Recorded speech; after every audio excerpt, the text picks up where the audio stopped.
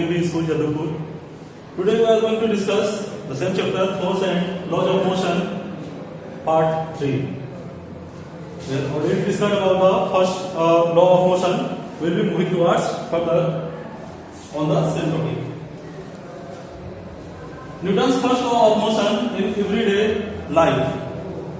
For example, you can see here a person standing in a bus falls backward when bus starts moving suddenly.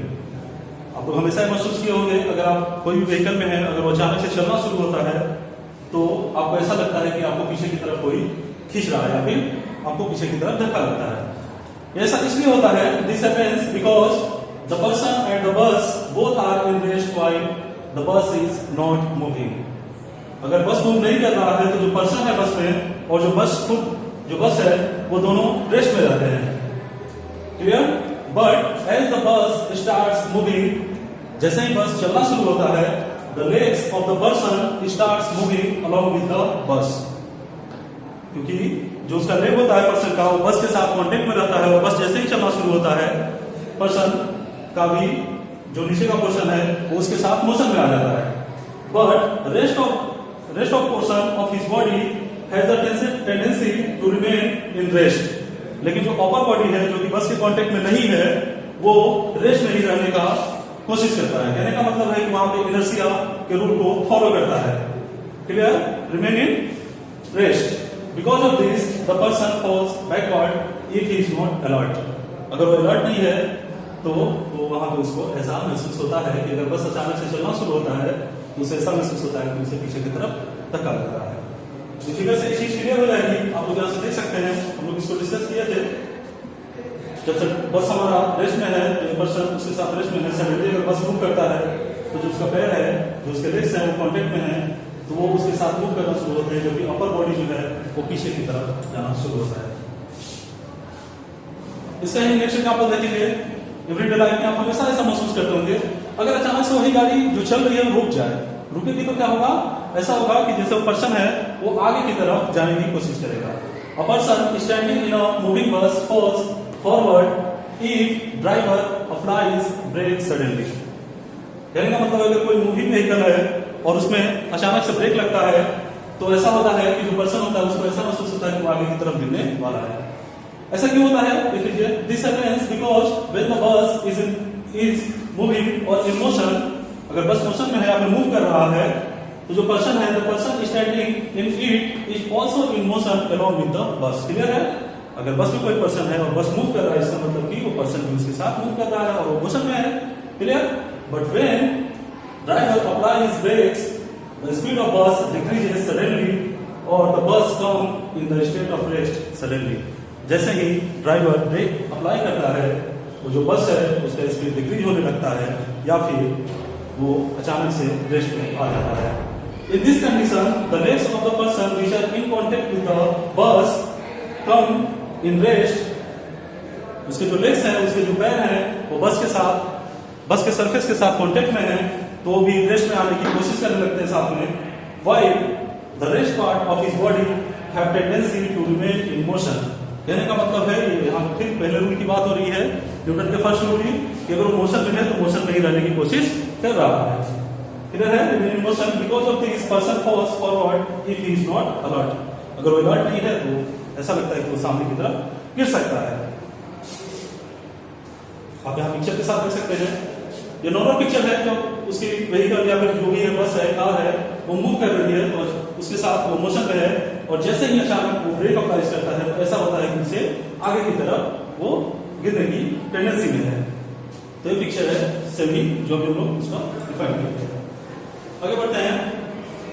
और भी example आप लोग देख सकते हैं। आप लोग अगर कैरम बोर्ड खेलते होंगे घर पे तो आपको पता चलता होगा, देख लीजिए, एवरीडे लाइफ में ही आपको इसका एग्जांपल है।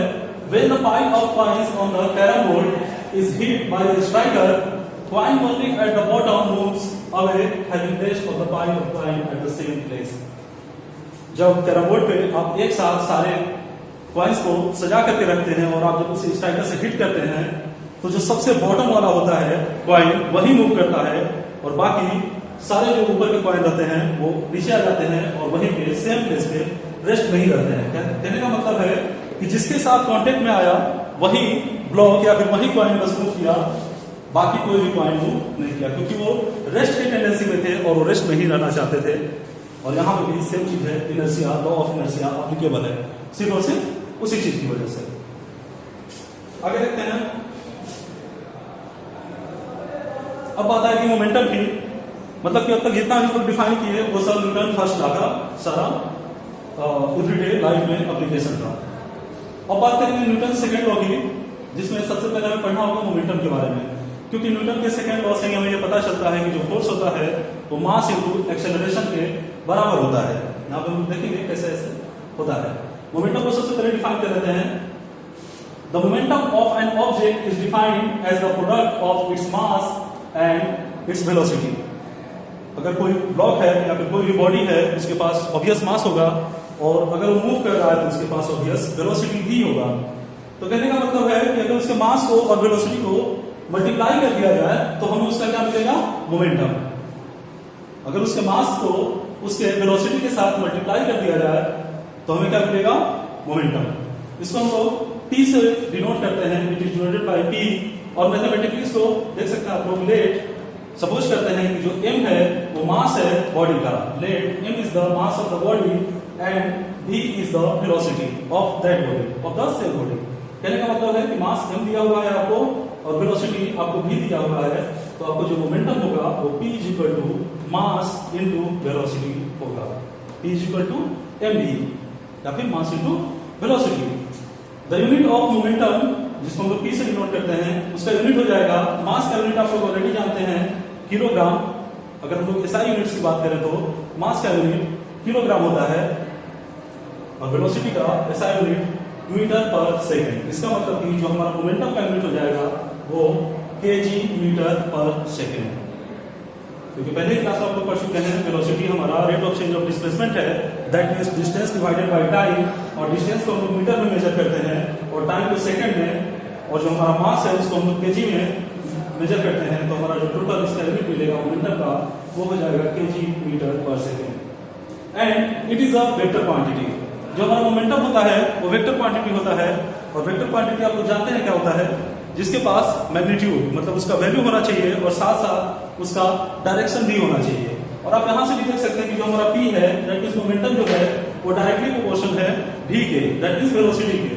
जो मोमेंटम है वो डायरेक्टली प्रोपोर्शनल है वेलोसिटी के, दैट मींस अगर हमारा वेलोसिटी वेक्टर क्वांटिटी है तो हमारा मोमेंटम भी वेक्टर क्वांटिटी जरूर होगा। आइए इसका एग्जांपल देख लेते हैं। आप लोग क्रिकेट खेलते होंगे, आपको पता चलता होगा वहां पे अगर कोई बॉल आ रही है तो आप लोग उसको लेकर के साथ में उसके डायरेक्शन में ही आप नीचे लेकर के जाते हैं, क्योंकि उसके पास मास भी होता है और उसका वेलोसिटी भी है। तो कहने का मतलब है कि उसके पास मोमेंटम है, और उसको मोमेंटम को और मोमेंटम का डायरेक्शन भी आप खुद देख सकते हैं। जिस डायरेक्शन में बॉल आ रही है उसी डायरेक्शन में उसको खींचने की जरूरत पड़ती है आपको। मतलब कि आप लोग यहाँ से समझ सकते हैं कि मोमेंटम का डायरेक्शन कैसे है और कैसे वेक्टर क्वांटिटी है। और कोई भी व्हीकल है या फिर कोई भी ब्लॉक है जिसके पास मास है और अगर वो मूव कर रहा है किसी वेलोसिटी से, इसका मतलब कि उसके पास मोमेंटम है। इसका मतलब कि उसके पास मोमेंटम है। और अगर वही बात करें, कोई ब्लॉक है अगर हमारे पास, अगर उसका वेलोसिटी 0 है, तो आप सेम फॉर्मूले से, पिछले वाले फॉर्मूले से आप देख सकते हैं कि p is equal to mass into velocity है, और अगर हमारा वेलोसिटी 0 हो जाएगा तो हमारा मोमेंटम भी 0 हो जाएगा। इसका मतलब कि अगर कोई भी बॉडी रेस्ट में है तो उसका मोमेंटम 0 है, क्योंकि हमारा मास एक ऐसी क्वांटिटी है जो कि कभी 0 नहीं हो सकता। किसी भी बॉडी का मास 0 नहीं हो सकता, उसका कुछ ना कुछ मास जरूर होगा। आगे बढ़ते हैं, सभी चीजें देख लेते हैं यहाँ पे। मोमेंटम, अगर मोमेंटम है तो मोमेंटम को हम लोग कैसे बढ़ा सकते हैं और कैसे कम कर सकते हैं, कैसे मोमेंटम को इंक्रीज किया जा सकता है और कैसे डिक्रीज किया जा सकता है। तो एक चीज तो श्योर है कि जो हमारा मास है बॉडी का वो तो हमेशा कांस्टेंट रहेगा। कांस्टेंट मतलब कि वो कभी चेंज नहीं करेगा। अगर कोई ब्लॉक है हमारे पास, अगर वो 10 kg का है तो हमेशा 10 kg का ही होगा। क्लियर है? Since the application of an unbalanced force brings a change in the velocity of object, आप ऑलरेडी जानते हैं कि जो हमारा बैलेंस फोर्स था वो अगर ऑब्जेक्ट है, अगर उसको बैलेंस फोर्स लग रहा है तो हमेशा रेस्ट में ही रहेगा, उसको मूव नहीं होने देगा। लेकिन अगर उस पर अनबैलेंस फोर्स अप्लाई हो रहा है तो उसको चाहे तो मूव भी कर सकता है या फिर रेस्ट में भी ला सकता है। इसका मतलब कि अगर मूव कर रहा है तो उसके पास वेलोसिटी है, मतलब कि, और अगर उसको जब रेस्ट में लेकर के आया तो जब रेस्ट में लेकर के आया इसका मतलब कि उसकी वेलोसिटी 0 हो जाएगी। तो ऐसा कौन कर सकता है? अनबैलेंस फोर्स कर सकता है। तो अगर वेलोसिटी उसका चेंज हो रहा है इसका मतलब कि साथ ही साथ उसका मोमेंटम भी चेंज होगा। Therefore, it is clear the unbalanced force also produces a change in momentum. अगर वो वेलोसिटी में चेंज कर पा रहा है तो उसके साथ साथ मोमेंटम को भी चाहे तो चेंज कर सकता है। मतलब कि अनबैलेंस फोर्स का हम लोग यूज करके मोमेंटम को भी चेंज कर सकते हैं। आप लोग यहाँ देख सकते हैं ये बॉल है जो कि उसके पास मास भी है और किसी वेलोसिटी से वो नीचे आ रहा है, तो उसको पकड़ करके आखिरकार जो कैचर है वो कैच कर रहा है बॉल को और ला करके आखिर में वो रेस्ट में कर दे रहा है। इसका मतलब कि उस पर अनबैलेंस फोर्स लगा रहा है और उसके मोमेंटम को 0 कर दे रहा है। आगे देखते हैं। अब यहां से डिफाइन करेंगे हम लोग सेकेंड लॉ ऑफ मोशन को। The second law of motion states that the rate of change of momentum of an object is proportional to applied unbalanced force in the direction of force. Clear है? मतलब कि यहाँ पे direction की बात आ गई, यहाँ पे डायरेक्शन की बात आ गई कि जिसमें जिधर उसका फोर्स का डायरेक्शन होगा उधर ही हमारा मोमेंटम का डायरेक्शन होगा। तो आप यहाँ से देख सकते हैं सेकेंड लॉ ऑफ जो मोशन है वो कहता है कि rate of change of momentum हमारा टोटल अनबैलेंस फोर्स के डायरेक्टली प्रोपोर्शनल होगा। यहाँ पे आप वेट कर सकते हैं और इसको देख लीजिए और फिर इसको